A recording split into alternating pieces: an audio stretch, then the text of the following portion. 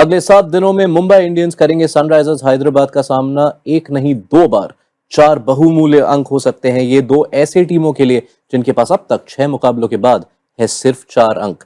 Match का preview करने के लिए ESPN क्रिक इन्फो टाइम आउट हिंदी में हमारे साथ शामिल हैं चेतेश्वर पुजारा। शुक्रिया पुजी आपके वक्त के लिए।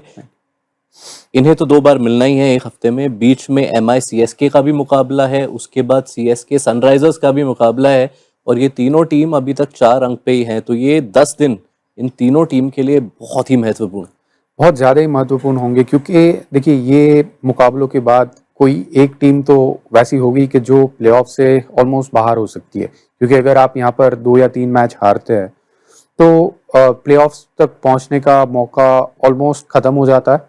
इसीलिए एक बहुत ही अच्छी अपॉर्चुनिटी है जो टीम इसके लिए रेडी है। और मुझे लग रहा है कि मुंबई इंडियंस ऐसी टीम अभी लग रही है इन तीनों में से कि जो शायद उनको जो एक मौका चाहिए था वो कहीं ना कहीं उनको मिला है। आखिरी जो मैच उन्होंने दिल्ली के सामने खेला था, वहाँ पर जो जीत उन्होंने हासिल करी, तो वहाँ पर जिस तरह से टीम का सेलिब्रेशन हुआ था, जिस तरह से टीम का कॉन्फिडेंस था, तो वहाँ पर लग रहा है कि ये एक टीम ऐसी है कि जो कमबैक के लिए जानी जाती है। और मुझे लग रहा है कि इन तीनों में से एक जो स्ट्रॉन्ग टीम कह सकते हैं वो मुंबई इंडियंस है। और वो अगर अगले 2 या 3 मैच में सारे मैचेस जीतती है तो वो एक स्ट्रॉन्ग कंटेंडर हो सकती है प्लेऑफ्स के लिए। बट SRH की टीम जिस तरह से उनकी बल्लेबाजी है, जिस तरह से अग्रेसिव क्रिकेट के लिए वो जाने जाते हैं, ऑन एंड ऑफ उनका परफॉर्मेंस रहा है। हैदराबाद में काफ़ी अच्छा परफॉर्मेंस रहा है, बट बाहर के जो मैचेस हुए वहाँ पर उतना अच्छा परफॉर्मेंस नहीं रहा है।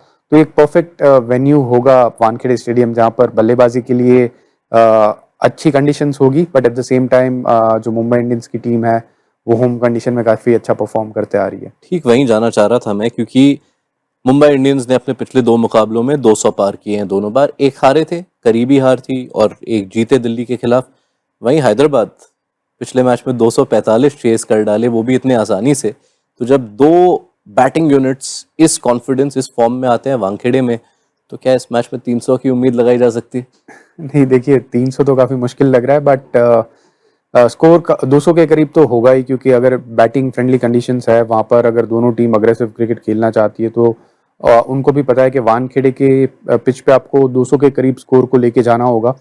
वहाँ पर एक एक्साइटिंग कॉन्टेस्ट देखने को मिलेगा। But at the same time मैं ये भी कहूँगा कि जो बॉलिंग की जो स्किल है वो भी काफ़ी इंपॉर्टेंट होगी। और मुंबई इंडियंस के जो गेंदबाज है, जहाँ पर जसप्रीत बुमराह टीम में उनकी वापसी हुई है, तो एक स्ट्रॉन्ग बॉलिंग लाइनअप दिख रही है। क्योंकि SRH की अगर गेंदबाजी की बात करें तो काफ़ी रन उनके गेंदबाजों ने दिए ये टूर्नामेंट में, और काफ़ी एक्सपेंसिव रहा है अब तक।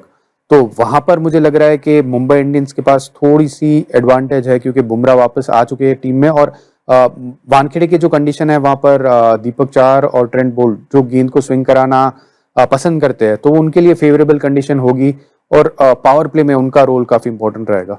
ये हुए तेज गेंदबाज, लेकिन अगर स्पिन की ओर नजर डाले तो मुंबई के लिए पिछले मैच में एक जो बहुत ही बड़ी खुशखबरी थी, करण शर्मा जो बतौर इम्पैक्ट प्लेयर आए, और क्या इम्पैक्ट रहा। अब फाइनली मुंबई के पास 2 स्पिनर हैं खिलाने के लिए। वैसे विघ्नेश पुथुर भी शुरुआती मुकाबले खेल रहे थे, लेकिन अब सैंटनर, करण शर्मा साथ में।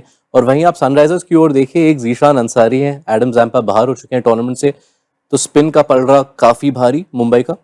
बिल्कुल। और देखिए जिस तरह से सैंटनर और करण शर्मा ने दिल्ली के सामने गेंदबाजी करी, और वो विकेट में कमबैक जो कराया है टीम को, वो स्पिनर की वजह से हुआ है। और आखिरी में सैंटनर का जो रन आउट भी था, क्योंकि देखिए फील्डिंग आपको मैच जिताती है, और मुंबई इंडियंस की फील्डिंग भी ये टूर्नामेंट में काफ़ी अच्छी रही है।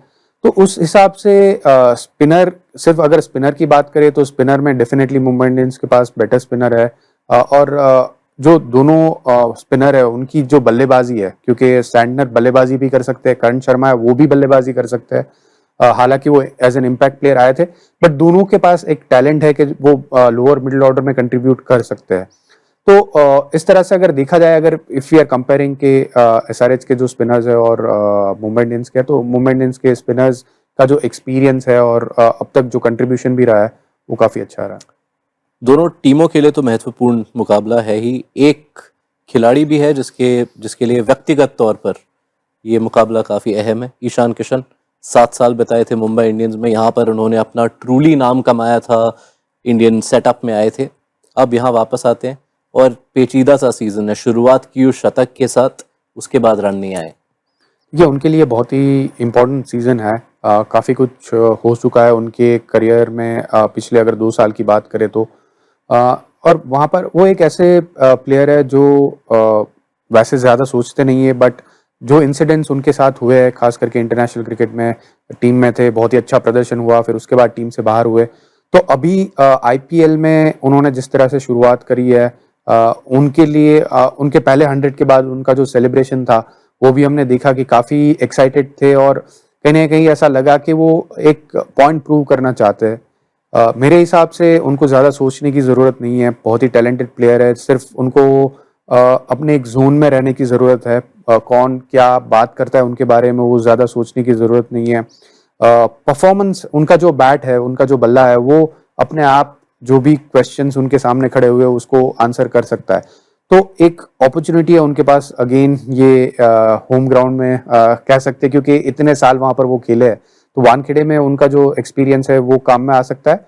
और अगर ये सीजन में वो अच्छा करते हैं, क्योंकि यंग प्लेयर है, उनके पास अभी काफी लंबा करियर है, तो आगे के जो उनका क्रिकेटिंग फेज है उसके बारे में ज्यादा सोचने की जरूरत है। कौन है आपके फेवरेट्स? मेरे ख्याल से मुंबई इंडियंस ये गेम के लिए।